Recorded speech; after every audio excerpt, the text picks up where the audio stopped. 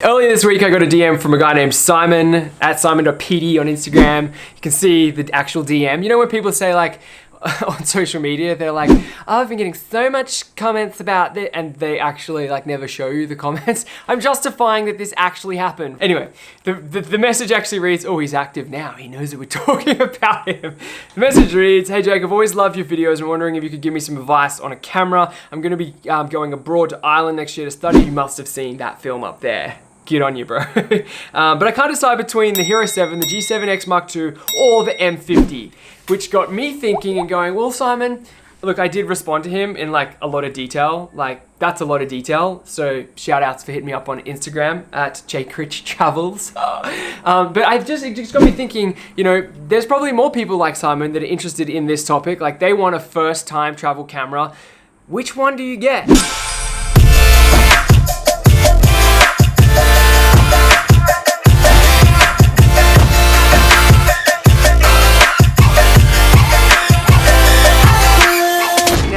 A stack of content on this channel all about GoPro. I've made a stack of content about the Canon G7X as a point and shoot. I'll link all that stuff in the description there so you can deep dive. I hate that phrase. I used it once and someone pulled me up and they're like, this is lame marketing lingo. I get it, I'm sorry. For lack of a better word, you can just check out some of the other videos that I've made. But today in this video, I wanted to compare these two cameras. Simon obviously asked about the Canon M50, which I would say is the direct competitor to this. This is the Sony a6400. And I did say in the last video that I made on this channel that I would do a full review of it. Then I looked on the internet and realized that the entirety of America have reviewed the Sony a6400. So there's really no point in me giving you any more information because it's already out there. So you're just looking at starting somewhere. I think this is a really great question, and it's that question of start. Which camera do I start on? When I first started, the camera that I picked up was this. It's a Canon S120 point and shoot. Now the reason why I wanted to get a point and shoot when I very first started making like videos or YouTube videos, when I was actually stepping it up from my iPhone, because to be honest, when I first started, I used my cell phone. And I think that's a really important message. You should just start on using a cell phone. If you're looking at a camera, which is what Simon's doing, which is why I'm making this video, then, you know, I moved up to this. At the time, this was really in the bracket of affordability for me. Now you've got a range of options, right? You have a GoPro, which comes in Australia. It's $599.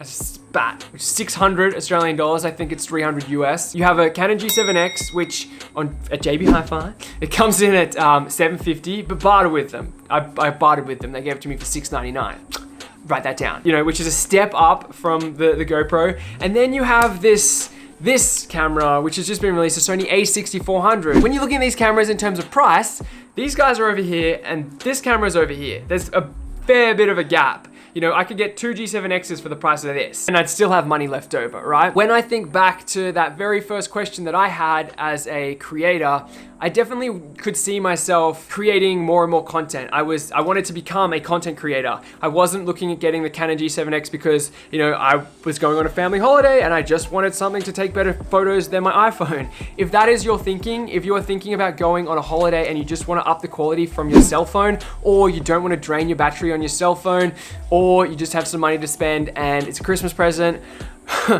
or there could be a number of other reasons, but point and shoots, fantastic.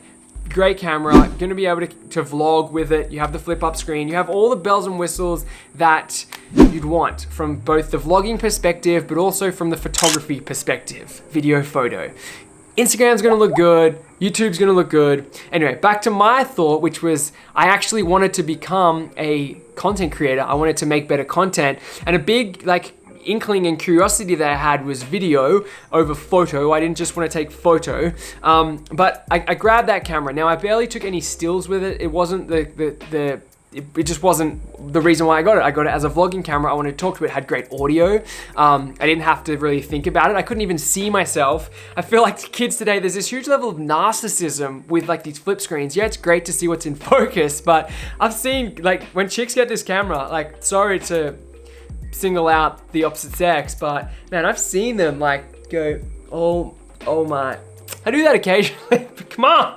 You know, not having the flip screen can actually be slightly more productive. I do believe that. I was just, and also just real, just frank. Like you're turning the camera on, you're having a chat to it, you're being genuine, you're being yourself. You're not too concerned about how you look, about how you sound. You're just getting out there and you're just getting it done. And I really believe in that motto. It's a huge part of like why I make content and what's led me to be here where I'm at right now. Back to this comparison of travel cameras, because Simon's going to Ireland, you're going on your trip, wherever that is. The cheapest side of the budget, we've got the GoPro Hero 7 Black. When I compare all these three cameras, yes, it's the cheapest, but yes, it also has the smallest sensor. It has some incredible creative tools, but this is a bigger sensor.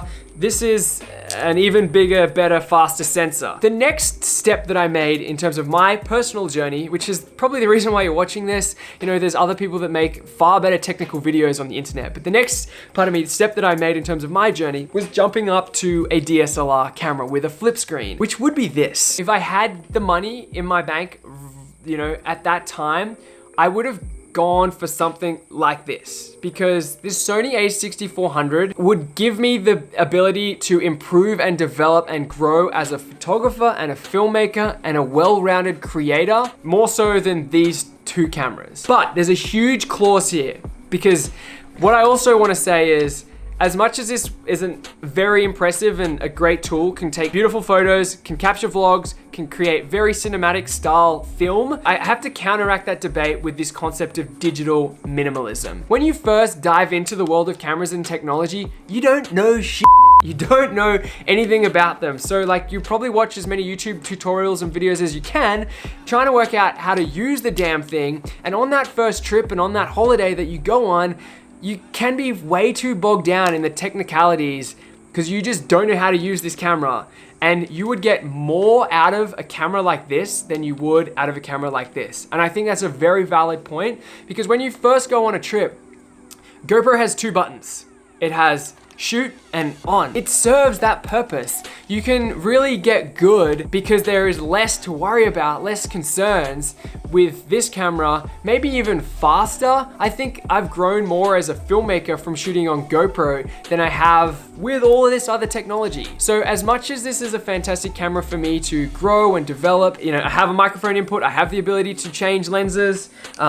I guess the downside to this is I don't have the ability to change lenses, or I can't put in a microphone. So when you take away all of these other factors that will weigh you down, you can actually focus on what you're trying to do and trying to capture. You go out on a shoot and you've got a million options, your brain shuts down and you just fall back to doing maybe the same kind of shot. It's kind of like riding a bike. You start with trainer wheels, you start with something very basic, and when you get good at it, then you can add bells and whistles rather than, buying the best bike straight away, which you can't ride, and not being able to ride it. I don't know, maybe that's an analogy that might give you some foresight or insight, because there is like hundreds of videos on the internet about the Sony a6400 and just cameras in general, and all the guys talk about is like the technical specs of things, which is really, really great, and people like myself learn a whole lot from them. But then I just feel like I wish someone would just give me some frank conversation about it, because I want to be a content creator, and these guys are already content creators and they didn't really tell me about their journey. They just show me about cameras. So I hope this video has filled that void. If it has, punch the thumbs up button, share it with someone that has this question. They're going on a holiday, they need a travel camera. Where do they start? Do they already know a fair bit about cameras? Cool. Do they have the budget? A6400, great camera. Do they just want a great point and shoot? Well, hello G7X or RX100. The RX100 range, really, really great. Or my old faithful and the camera that I think has been the best to me, GoPro. I'll see you guys in the next upload. JR. Peace.